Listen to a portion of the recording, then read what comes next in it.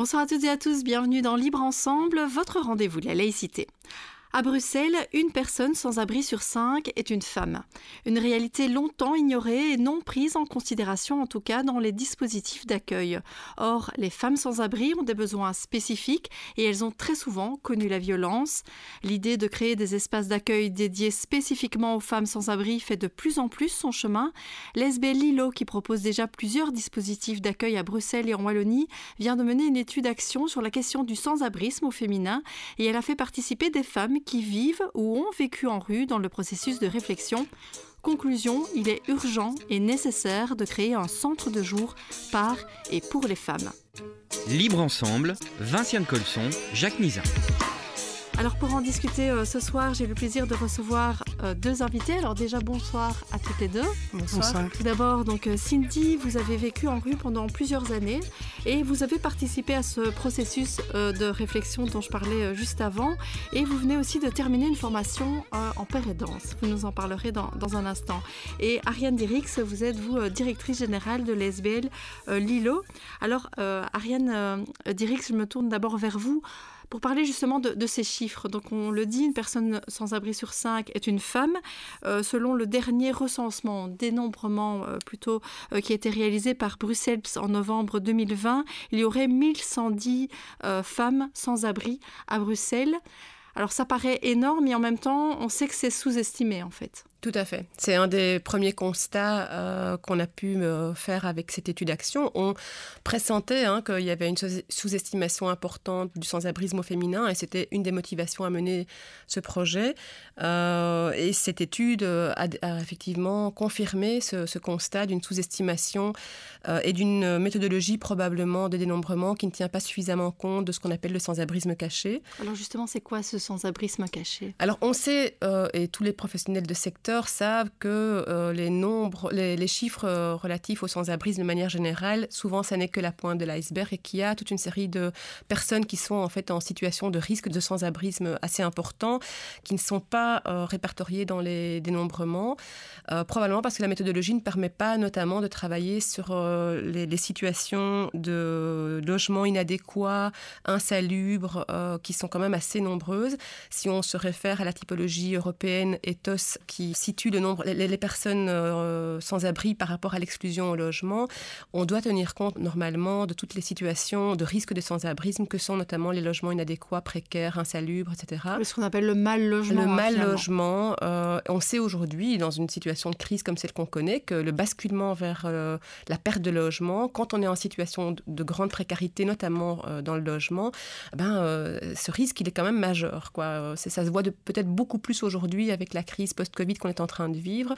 Donc, les chiffres des dénombrements probablement ne tiennent pas suffisamment compte de ces situations. Or, on sait que les femmes sont majoritaires à être dans ces situations de précarité de logement. Elles sont majoritaires, en fait, effectivement, dans les chiffres de précarité, de pauvreté. Les femmes sont majoritaires, mais en rue, elles restent minoritaires. Oui, ça, c'était l'élément qui nous faisait penser qu'il y avait, avant même de mener l'étude, une sous-estimation importante du sans-abrisme au féminin. On sait que tous les indicateurs chiffrés, statistiques, confirme que la précarité est plus féminine que masculine.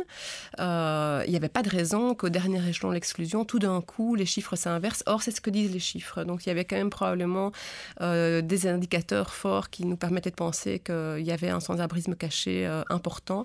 Les familles monoparentales, par exemple, sont quand même très majoritaires dans les situations de précarité de logement, de mal-logement. Or, 85% de familles monoparentales, ce sont des femmes.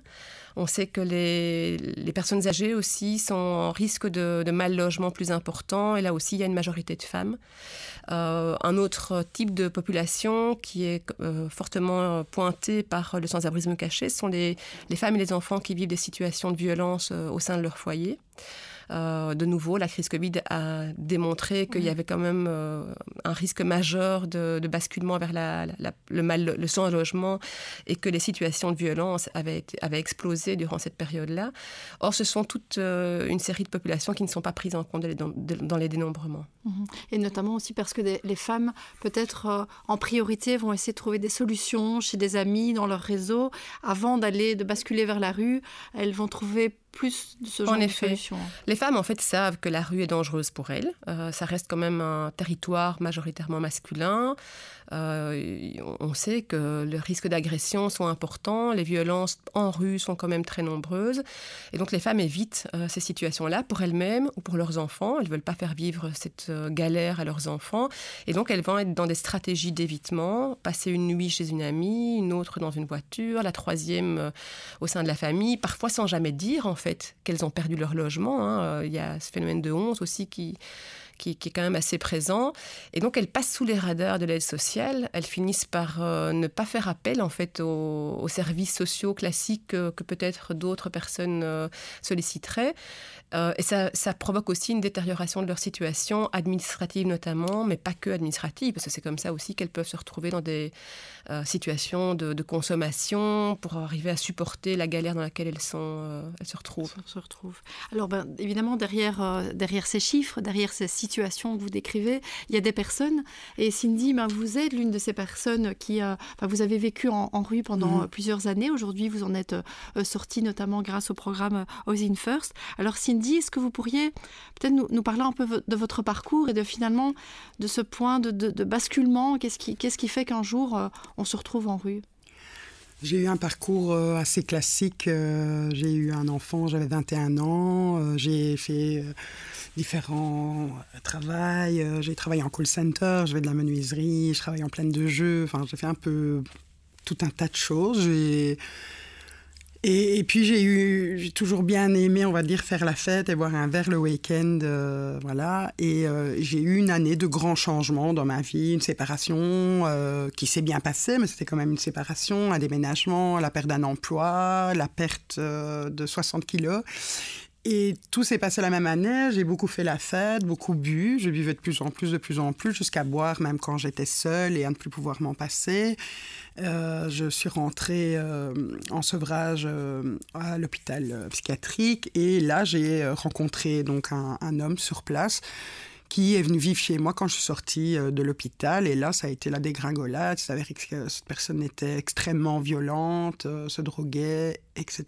Et le fait, la honte, en fait, d'avoir recommencé à consommer de l'alcool a fait que je n'ai pas appelé à l'aide par rapport à cet homme. Et voilà, c'était vraiment un cercle vicieux où il y avait des violences, de l'alcool et où je me disais, c'est tout ce que je mérite puisque j'ai recommencé à boire, en gros. Et de là, je n'ai plus payé mon loyer et je me suis retrouvée donc à la rue avec mon gros sac à dos et sans trop savoir quoi. Je ne savais pas. J'étais là avec ce compagnon violent qui s'est retrouvé à la rue en même temps que moi et mon gros sac à dos sans trop savoir... où aller, en fait. Mais c'est vrai que ce terme de dégringolade, j'ai l'impression que c'est vraiment ça. On voit vraiment bien comment plusieurs petites choses se mettent les unes avec les autres pour arriver à cette situation-là. Qu'est-ce qu'on se dit quand on se retrouve là à la rue? Est-ce que vous dit, je dois trouver des solutions, je dois trouver un accueil d'urgence? Vous avez pu trouver des dispositifs d'accueil ou vous n'avez pas cherché Mais ma première réaction, puisque je ne savais pas trop quoi faire, on ne nous apprend pas à l'école ce qu'on doit faire dans la situation si on se retrouve sans abri. Donc j'ai été à la commune, je me suis dit je vais aller les prévenir que j'ai plus de logement parce qu'on doit faire un changement d'adresse. Donc je me suis dit j'allais signaler que je n'avais plus d'adresse. Et là, c'est un éducateur de rue qui nous a trouvés. Je pense qu'il était marqué sur mon front et sur mon énorme sac à dos nouveau SDF et qui nous a fait une petite visite guidée d'accueil de jour, des structures de nuit, Resto du Cœur, etc. Et de là, je suis rentrée dans ce système, en fait, dans ce monde parallèle. Je suis passée de l'autre côté du miroir de ce monde que je n'imaginais pas avant. Je savais qu'il y avait des SDF, voilà, comme tout le monde, de temps en temps, je donnais bien un pain au chocolat, une petite pièce, une cigarette. Mais c'est vraiment un monde parallèle complètement... où au début, j'étais un peu sous le choc, en état de choc, en fait, c'est vraiment ça. On ne sait pas. Je ne savais pas. J'attendais. Je ne savais pas comment ça allait se passer. Je ne savais pas ce qu'il fallait faire. Je ne savais pas s'il y avait des papiers à remplir. Voilà. Et la vie en rue, parce que vous avez déjà pointé un mot, le terme violence. Alors, le terme violence de votre compagnon quand vous étiez en logement.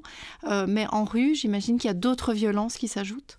Oui, et assez bizarrement, c'est des personnes qui étaient en rue depuis bien longtemps qui ont réussi à faire en sorte d'éloigner cet homme violent de moi, parce qu'ils m'ont pris un peu sous leur aile en affection et ils se sont rendus compte de la violence extrême qu'il avait vis-à-vis de moi et ils ont réussi à l'éloigner de moi et à faire en sorte que je ne retourne pas vers lui aussi, puisqu'il y avait une espèce d'emprise qu'il avait sur moi qui faisait que j'avais tendance, quand je buvais, à retourner vers lui.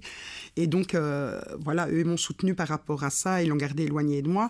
Après, il y a effectivement toujours de la violence dans le sens où si on prend des personnes qui consomment toute la journée, que ce soit de la drogue, de l'alcool, etc., qui restent toute la journée en mouvement, à marcher, à passer le temps, etc. Il pleut, il fait chaud, il y a les consommations. Quand on arrive le soir et qu'on rentre en abri de nuit, vous prenez ces 25 de ces personnes, parce qu'il n'y a pas de la place pour tout le monde, et vous les enfermez ensemble dans une structure.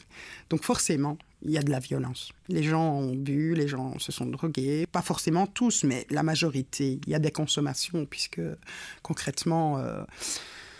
on arrive à la rue parce que souvent, il y a déjà des consommations avant et après, on n'a plus que ça à faire, en fait, en rue pour passer le temps. Et vous les enfermez tous ensemble, c'est forcément qu'il y a des tensions, il y a des violences, il y a des vols, il y a voilà, des agressions sexuelles, des fois, des sous-entendus, Ariane Dirix, c'est un des points qui ressort du rapport, c'est que, encore plus que pour les hommes, les femmes... connaissent vraiment de la violence à toutes les étapes du sans-abrisme. C'est-à-dire que souvent, ça peut être une cause du sans-abrisme, parce qu'elles vont quitter un partenaire violent, par exemple, et puis elles connaissent les violences en rue. Elles peuvent aussi connaître des violences dans les institutions et dans les dispositifs d'accueil. Donc, il y a une espèce de continuum de la violence. En effet, effectivement, c'est le deuxième constat important de l'étude. On savait que la violence, ou les parcours de violence plutôt, parce que c'est un continuum de violence au pluriel, en effet, qu'on observe chez les femmes qui se retrouvent un jour en situation de sans-logement. On savait que c'était une cause majeure de sans-abrisme, en fait, chez les femmes. C'est pas le même type de parcours qui amène les femmes ou les hommes dans la rue. Et l'étude Action a démontré, effectivement, s'il le fallait encore, que ce parcours de continuum, il se poursuit après la rue et pendant la rue. Et donc, c'est extrêmement difficile. On peut imaginer que après avoir vécu un parcours de violences multiples, se retrouver à nouveau dans un système où les violences font partie de la vie quotidienne, en rue, mais parfois aussi, il faut le reconnaître, dans les institutions du secteur. Il y a des violences institutionnelles qui sont inconscientes et qui sont notamment liées au fait que les infrastructures et le système de l'aide aux sans-abri n'est pas pensé de manière spécifique pour les femmes et donc n'est pas forcément capable d'accueillir une parole spécifique, de reconnaître des situations de violence genrée. Et ça, en soi, c'est une violence qui est quand même forte à l'égard des femmes. Et c'est ce qui explique aussi que souvent, même quand elles ont le courage de pousser les portes d'un centre ou d'un dispositif d'accueil de jour ou de nuit, elles finissent par ne pas y rester parce qu'elles ne s'y retrouvent pas, elles ne trouvent pas de la sécurité, elles se sentent mal à l'aise dans un espace qui est censé être mixte mais qui en réalité a été pensé plutôt selon les standards du masculin universel, comme on dit, et ça c'est extrêmement fort. Je pense que la plupart des femmes qui ont vécu ces situations-là, cette expérience-là, peuvent témoigner de la violence en fait permanente liée au fait que les infrastructures ne sont pas pensées pour elles. Et ça, Cindy, vous l'avez remarqué, vous, quand vous étiez en rue, ça se concrétise comment ? C'est des lieux où il n'y a pas vraiment de chambres isolées pour les femmes, on doit dormir dans des dortoirs avec des hommes, des douches partagées Au niveau en tout cas des structures que moi j'ai fréquentées donc, sur Charleroi, il y a un accueil de nuit mixte, où là, il y a une chambre à l'étage avec 3 lits pour les femmes, avec une douche à part. Et sinon, il y a un autre accueil de nuit où là, c'est pour les femmes seules, femmes avec enfants, femmes en couple ou hommes avec enfants. Et là, effectivement, ce sont des dortoirs. Donc, tout le monde dort dans le dortoir, hommes, femmes et enfants dans la même pièce. Et sinon, c'est vrai qu'au niveau de l'accueil de jour, très clairement, moi, je me suis retrouvée à un peu chercher, on va dire, un tampon en faisant pss, pss. T'as pas un tampon, parce qu'il y a 25 gars autour et que c'est toujours un peu délicat. Et c'est vrai que moi, j'ai eu, entre guillemets, cette chance, c'est d'arriver, de connaître du monde. Donc, quand je suis arrivée dans, par exemple, cet accueil de jour et après les accueils de nuit, c'est que j'étais pas seule. Donc, je rentrais, mais toute seule, même moi qui suis quand même assez franche et voilà, j'ai pas peur de grand-chose. Arrivée dans cette pièce, on longe un grand couloir. Et puis on arrive et on a là un réfectoire où il n'y a que des hommes, quasi 25, 30 hommes. Et on traversait cette salle pour arriver, pour aller chercher un café, par exemple. Voilà, je pense que c'est pas, voilà, c'est pas évident. Surtout si on a connu effectivement des parcours de violence avant ou des parcours de violence en rue, des agressions sexuelles. On sait qu'il y en a en rue, donc j'imagine qu'effectivement rester dans ces endroits. On voit d'ailleurs dans l'étude Action que beaucoup de centres d'accueil disent oui, les femmes on les voit, elles passent, mais elles ne se posent pas. En effet. Est-ce que c'est aussi pour ça que vous militez aujourd'hui pour la création de ce centre de jour pour les femmes? C'est pour avoir un lieu où les femmes pourraient se poser. Se poser, se reposer dans un endroit dans lequel elles se sentent en sécurité, où la parole va être libre, où, comme le disait Cindy, on va oser parler de sujets qui concernent spécifiquement les femmes, que ce soit un tampon ou beaucoup plus problématique, parler d'un viol, d'une violence sexuelle qu'on a subie la nuit d'avant ou peut-être beaucoup plus tôt dans un parcours qui a été fait de plein de difficultés. S'il n'y a pas des espaces safe, comme on dit, où les femmes se sentent à l'aise, peuvent parler entre femmes, clairement, ces situations-là, ces témoignages-là ne vont jamais pouvoir émerger. Donc ça, c'est effectivement très important pour nous de pouvoir organiser des accueils des dispositifs d'accueil qui vont permettre aux femmes de se sentir chez elles. C'est la condition probablement la plus importante pour pouvoir rencontrer de manière spécifique les besoins des femmes. Avec un centre qui, idéalement, et je reprends vos témoignages qui se retrouvent dans l'étude Action, Cindy, où vous dites oui, il faudrait que ce soit ouvert 7 jours sur 7 parce que c'est important de dire au revoir, à demain. À demain, oui, c'est super important de voir un avenir, parce que quand on est à la rue, on vit à la seconde, quoi. On sait pas où on va manger aujourd'hui, on ne sait pas où on va dormir, on ne sait pas si on va dormir. Voilà. Mais d'avoir quelque chose où tous les jours, on sait que, même si c'est ouvert que 4 heures par jour, mais de se dire, de 8 heures à midi, je sais que je peux aller là-bas, je sais que s'il se passe quelque chose demain à 8 heures, je peux aller là-bas, c'est ouvert, c'est voir vers l'avenir, en fait. C'est voir un peu plus loin que ce soir, ce midi. C'est quelque chose, c'est une oasis, quoi. C'est se dire, allez, tiens le coup, cette nuit c'est difficile, tu n'as peut-être pas trouvé un endroit où dormir, tu ne vas pas dormir de la nuit, mais à 8 heures, tu vas pouvoir aller te poser, ou à 9 heures, ou à 10 heures, mais tu vas pouvoir aller te poser et...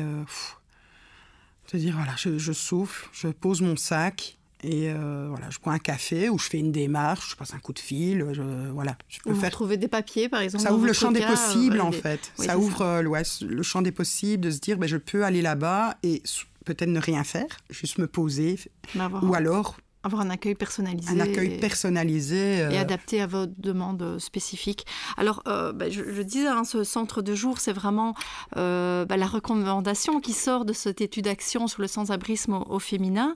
Alors, c'est une étude Action que vous avez voulu mener avec ce qu'on appelle les experts du vécu, c'est-à-dire les personnes, les femmes qui ont vécu ou qui vivent toujours en rue. En quoi c'était important pour vous, Ariane Dirix, de mener cette étude avec elles ?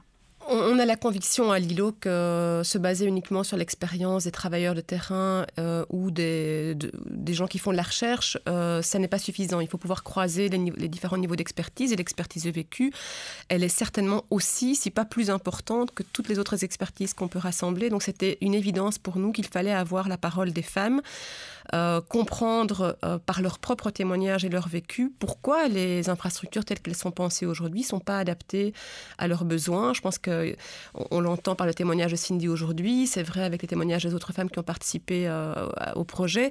Il n'y a rien qui peut parler aussi bien de l'inadéquation de nos structures que leur propre expérience de la fréquentation de ces structures-là. Donc c'était pour nous une évidence que la conceptualisation d'un nouvel espace devait se faire avec les femmes qui ont vécu ces expériences-là. Et vous, Cindy, du coup, qu'est-ce qui vous a motivé à participer à ce processus de réflexion ? Mais ce qui m'a motivée, c'est déjà le fait, à la base, qu'on nous donne la parole, qu'on nous demande, tiens, qu'est-ce que vous auriez voulu, qu'est-ce que vous voudriez maintenant ? Parce que moi, je suis sortie de rue, mais il y a d'autres femmes qui y sont encore, ou qui étaient encore, qui en sont sorties maintenant. Et rien que ça, rien que le fait, je me suis dit, je vais aller voir ce que c'est, parce que là, on nous demande notre avis. Waouh ! Parce qu'avant ça, on ne nous demandait pas notre avis. Moi, personnellement, en rue, les seules choses qu'on m'a proposées adaptées aux femmes, ce sont des ateliers de maquillage et de coiffure. Je me suis dit, là, je vais pouvoir dire qu'il nous faut autre chose que ça. Et au fur et à mesure, je savais déjà que ça serait bien qu'il y ait un centre comme ça, mais là, je me suis dit, mais non, c'est pas juste que ça serait bien, c'est vital, il le faut. Voilà, quand certaines témoignaient du fait qu'elles faisaient semblant de faire la cliente toute une journée dans un centre commercial pour ne pas devoir aller à un accueil de jour, par exemple. Enfin, c'est pas normal de devoir marcher pendant 12 heures sur sa journée parce qu'on a peur d'aller quelque part pour pouvoir réellement s'asseoir et se poser et faire des démarches. Enfin, c'est pas... Il y a toutes ces choses-là, enfin, c'est vraiment vital. Vraiment vital. Moi, j'ai vu moi-même des femmes passer une journée assises à la gare pour ne pas devoir aller dans un centre de jour. Oui, à la gare ou à l'aéroport, parce que là, ce sont des lieux où on peut où il y a du passage. Il y a du passage et on peut faire croire qu'on est juste assoupi sur sa valise. C'est vraiment se fondre dans la masse. Hein. C'est des témoignages qui sont très, très récurrents. On entend ça beaucoup.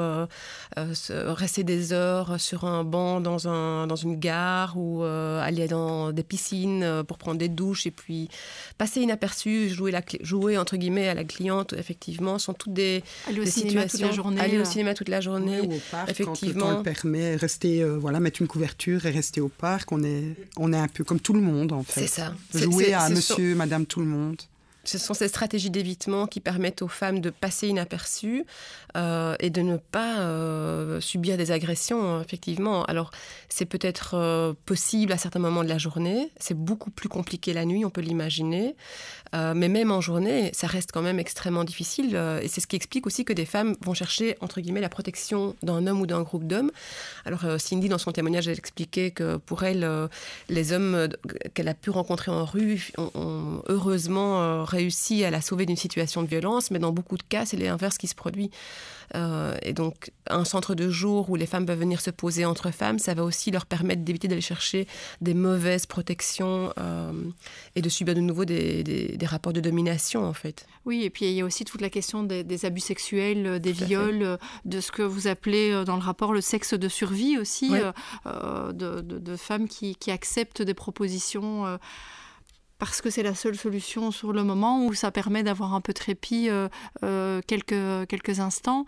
Est-ce que le lieu que vous voulez créer, ça permettra aussi de parler de ces abus sexuels, parce que j'ai l'impression que parfois dans les témoignages, on voit que les femmes sans abri qui ont subi des abus sexuels, elles ont tendance un peu à banaliser la chose, à se dire presque c'est normal parce que vous le vivez au quotidien, enfin peut-être pas au quotidien, mais en tout cas régulièrement, et donc ça devient quelque chose qui est presque banal. Mais Cindy, pour l'avoir vécu, en fait, et j'ai seulement réalisé ce qui s'était passé pendant cette année de cours à Lumont, quand j'ai fait la formation de père et danse, j'ai dû faire ma ligne de vie. Et dans cette ligne de vie, à un moment donné, je parle du fait que quand j'étais en rue, il m'est arrivé des messieurs que je rencontrais régulièrement parce qu'ils revenaient tous les jours par le même train à la gare et voilà, qui me payaient un café, un sandwich, qui me donnaient une petite pièce, une cigarette, etc. Qui, au bout de quelques semaines, venaient me voir et me disaient « Mais si tu veux, viens à la maison ». Tu vas prendre une bonne douche, tu dormiras dans un bon lit, tu vas regarder la TV, tout ça. Et j'y allais parce que je sentais que cette personne n'avait pas l'air violente, je vais dire. Mais au fond de moi, je savais qu'il y aurait une contrepartie. Et donc, voilà, j'y allais, j'y pensais pas, en fait. Ça se faisait et ça se faisait. Voilà, ça me semblait normal de payer. Sur le moment, ça me semblait normal. C'était pas cher payé pour réellement passer une bonne nuit, avoir une bonne douche et un bon repas devant la TV.